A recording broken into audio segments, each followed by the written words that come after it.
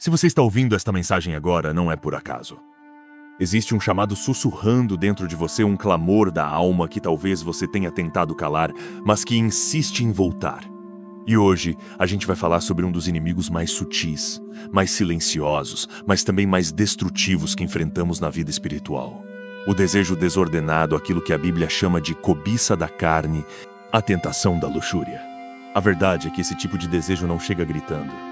Ele se infiltra devagar, com promessas de prazer, de alívio, de controle.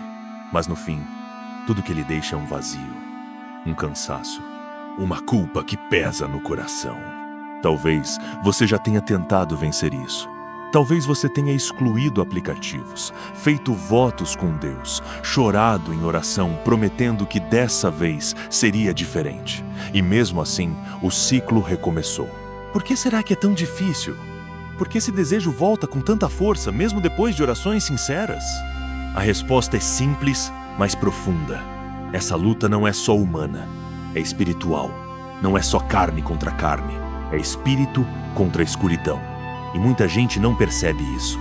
Entra em batalhas com as armas erradas e acaba se ferindo ainda mais.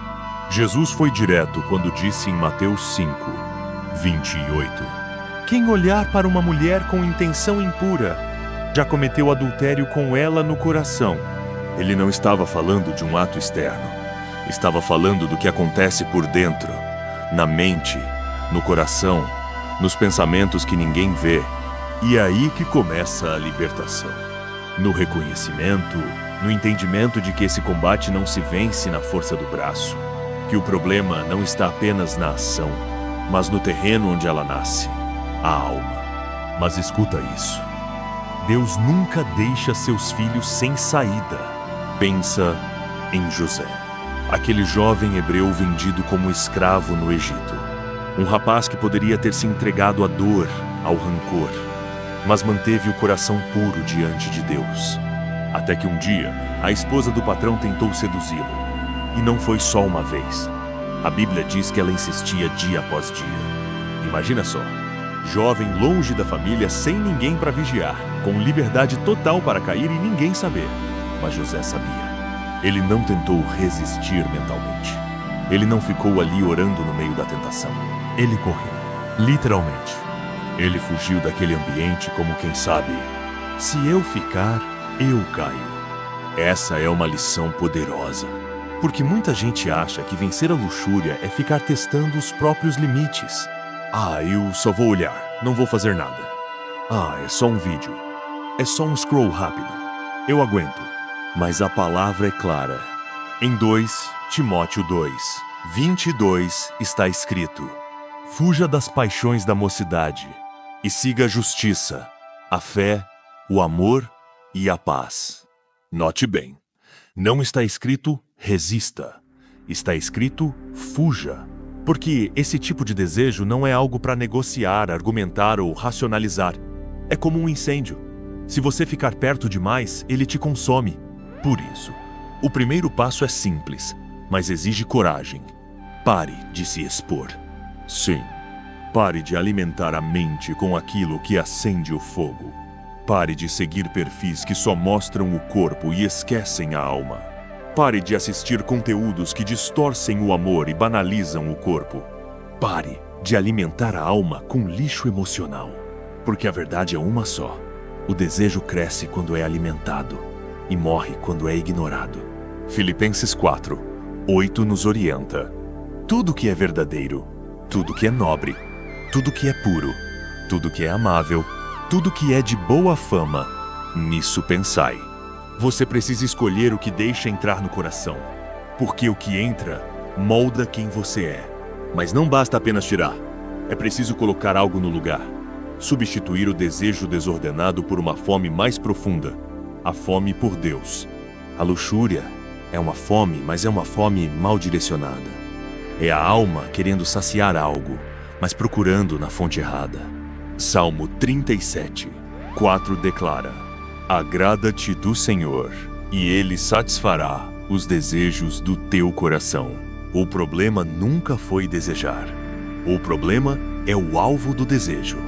Quando você busca em Deus o que antes buscava no prazer passageiro, algo dentro de você começa a mudar. Você descobre que a presença dele não apenas consola, ela cura. Não apenas expulsa o pecado, ela desperta a identidade. E é aí que o ciclo começa a quebrar. Você começa a perceber que já não sente mais tanta vontade de consumir o que antes te dominava. Não porque ficou mais forte sozinho, mas porque encontrou algo melhor. Porque trocou o prazer momentâneo pela presença eterna. E essa troca muda tudo. Mas não se engane. A caminhada nem sempre é fácil. Talvez você já tenha passado por momentos de euforia espiritual, de dizer, agora vai, e depois cair de novo. Aí vem a vergonha, a culpa, a sensação de ser um caso perdido. Mas escuta com atenção. Você não é um fracasso. Você está em guerra. E guerras são vencidas batalha por batalha. Não é a queda que define o fim. É a decisão de levantar. Quantas vezes for necessário. Você acha que Deus se surpreende com suas fraquezas? Acha que Ele te chama porque achou que você era perfeito? Não. Ele te chama justamente porque você precisa dele. Porque Ele vê além da sua bagunça. Ele vê o propósito que ainda pulsa por trás das lutas. Lembra de Pedro? O discípulo que andou sobre as águas e depois afundou, que jurou fidelidade eterna e depois negou Jesus 3 vezes. Mas foi esse mesmo Pedro que Jesus restaurou com um olhar, com uma pergunta simples, mas profunda. Você me ama? Não foi, por que você errou? Como pôde fazer isso? Ou, está envergonhado, não é? Foi, você me ama? Porque o que Deus procura não é um currículo espiritual, é um coração arrependido. E se hoje, mesmo depois de tudo, ainda existe dentro de você o desejo de recomeçar, então já há redenção se formando. A Bíblia diz que os olhos do Senhor estão sobre os que o buscam com sinceridade. Isso inclui você. Mas vamos ser honestos? Existem dias em que a tentação parece maior que tudo. Dias em que o cansaço bate. A vontade de desistir fala alto. E aquela velha voz ecoa. Você nunca vai mudar. É nesses momentos que o inimigo tenta te isolar. Porque o pecado se fortalece no silêncio, mas ele enfraquece na luz. Tiago 5,16 diz: confessem os seus pecados uns aos outros e orem uns pelos outros para serem curados. Isso não significa que você deve expor sua vida para qualquer um, mas sim que você precisa ter alguém. Um irmão em Cristo. Uma irmã que caminha com você. Alguém com quem você possa orar, abrir o coração e dizer: ei, eu preciso de ajuda. Sabe por quê? Porque lutar sozinho é perigoso e desnecessário.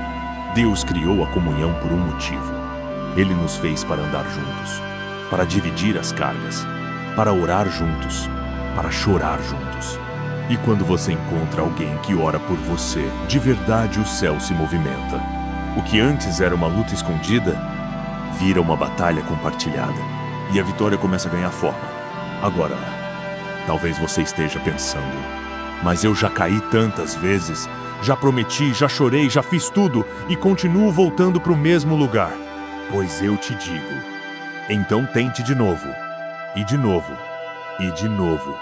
Porque o inimigo pode até tentar repetir as armadilhas, mas Deus é especialista em escrever novos começos. Você sabia que há pessoas agora mesmo, espalhadas pelo Brasil inteiro, enfrentando as mesmas batalhas que você? Homens que choram sozinhos no banheiro depois de um acesso a algo que prometeram largar.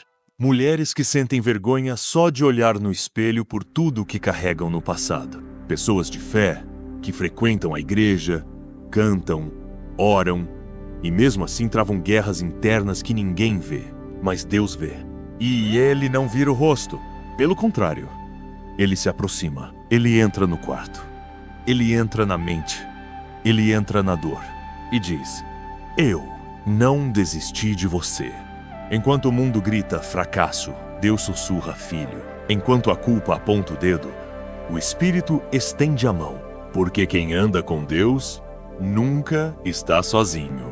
Mesmo quando cai, mesmo quando tropeça, mesmo quando sente vergonha de orar, o Espírito Santo continua lá, batendo na porta do coração. esperando só um sussurro. Pai, me ajuda! E quando esse sussurro sai, os céus se movem. Não precisa ser gritado, não precisa ser bonito, só precisa ser sincero. Talvez você não saiba, mas os maiores milagres acontecem em momentos silenciosos. Não nos palcos, não nas luzes, mas no quarto fechado, com o rosto no travesseiro e a alma dizendo baixinho: Deus, eu tô cansado! E é aí que ele age. Porque o Senhor não busca performances. Ele busca rendição. Ele não quer que você finja ser forte. Ele quer que você confesse que precisa dele. E quando você se entrega de verdade, ele começa a reconstruir, pedaço por pedaço, com paciência, com misericórdia, com amor. Mas tem algo importante aqui. Você precisa escolher o que vai alimentar. Se você continua dando espaço ao que te derruba, redes sociais que provocam desejos, conversas que desviam sua mente, ambientes que te afastam de Deus, então como esperar vitória? Lembra o que diz Filipenses 4:8? Tudo o que é verdadeiro, tudo o que é respeitável, tudo o que é justo, tudo o que é puro, tudo o que é amável, tudo o que é de boa fama. Seja isso o que ocupe o pensamento de vocês.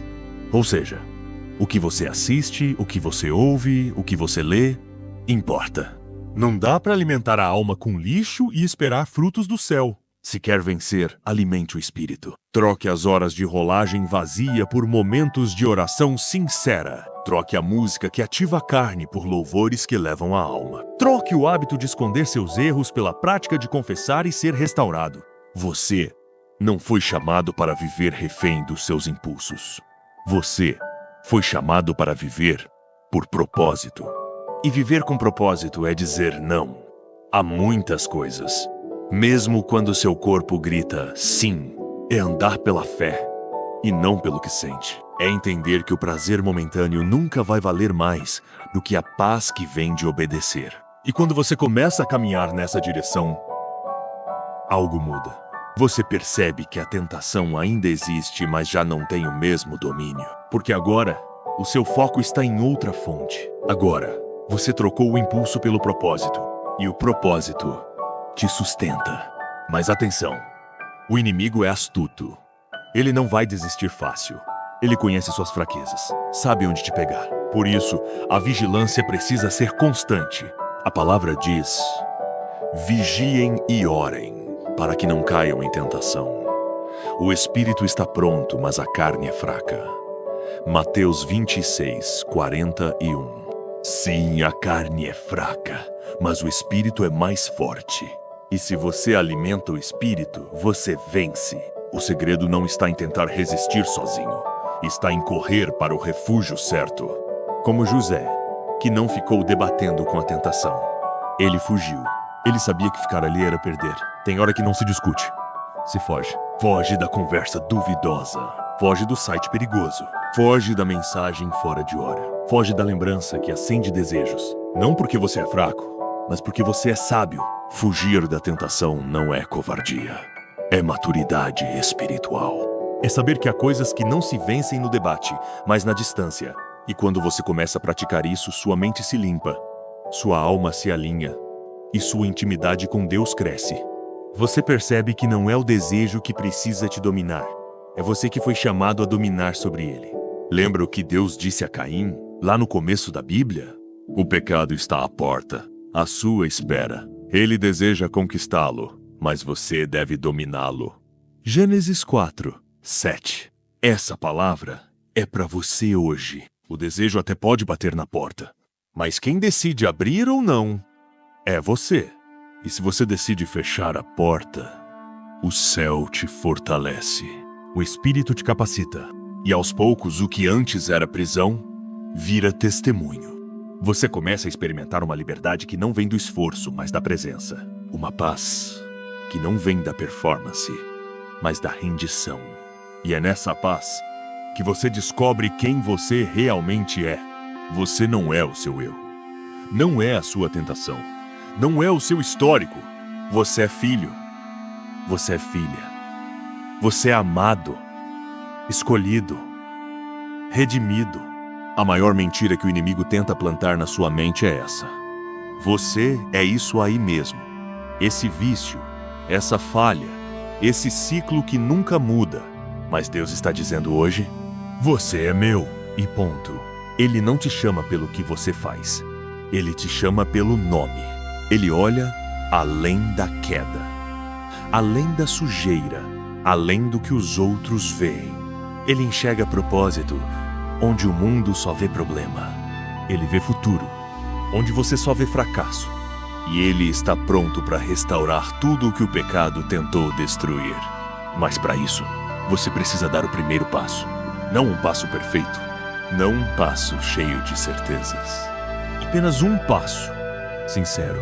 Como o filho pródigo que nem sabia se seria aceito, que ensaiou um discurso esperando ser tratado como empregado, mas o pai nem deixou ele terminar a fala. O abraçou, colocou o anel no dedo, sandália nos pés, manto sobre os ombros e fez festa.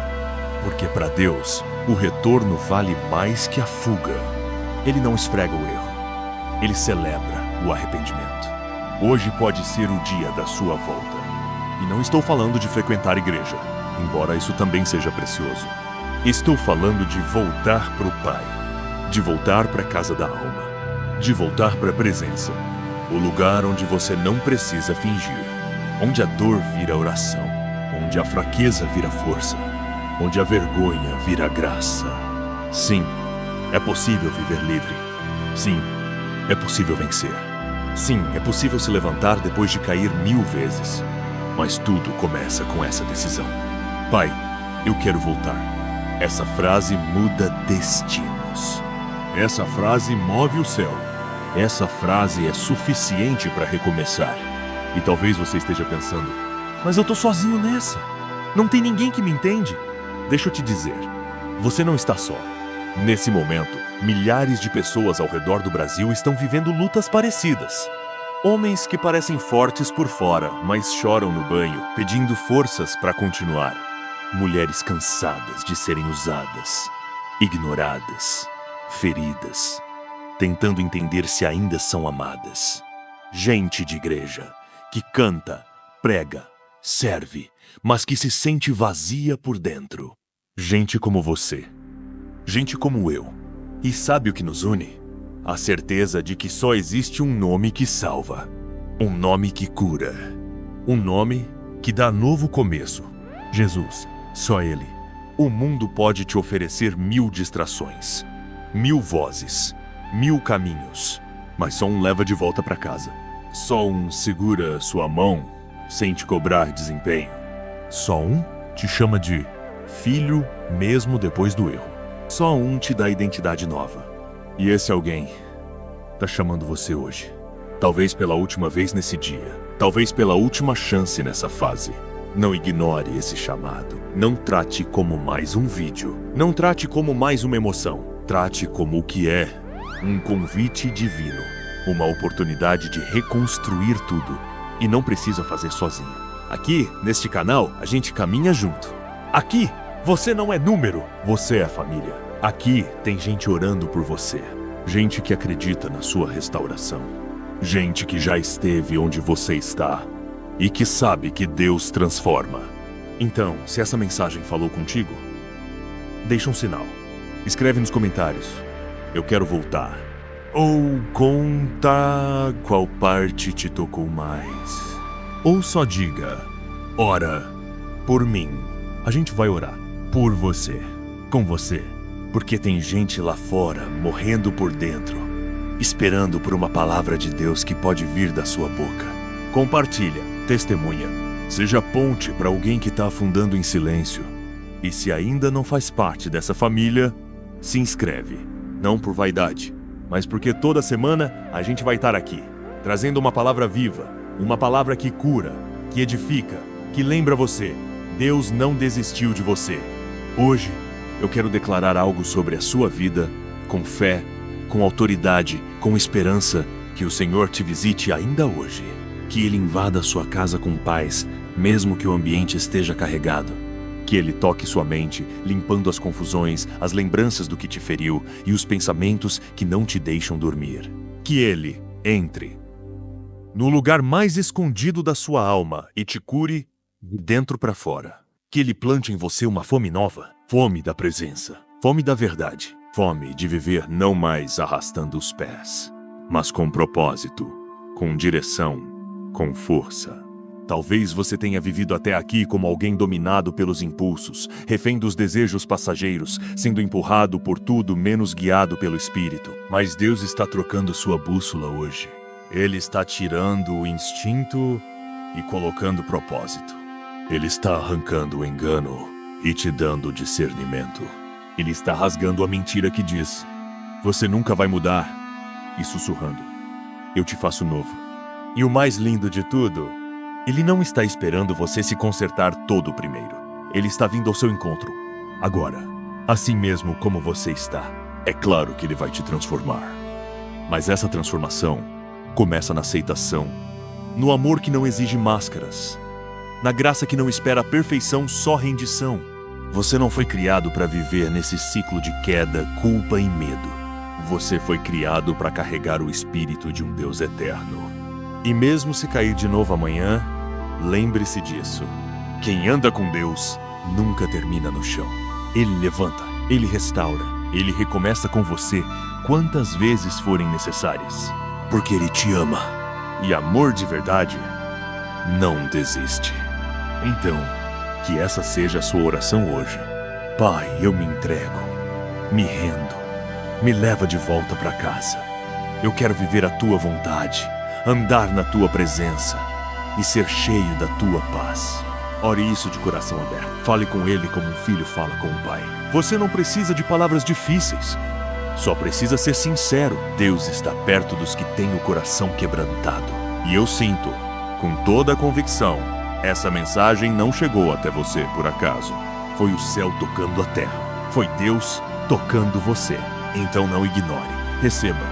Responda. E se você sente que essa palavra precisa alcançar outras vidas, compartilha com alguém. Manda para aquele amigo que se afastou, para aquela pessoa que parece forte, mas está lutando por dentro. Para quem precisa ouvir que ainda há esperança.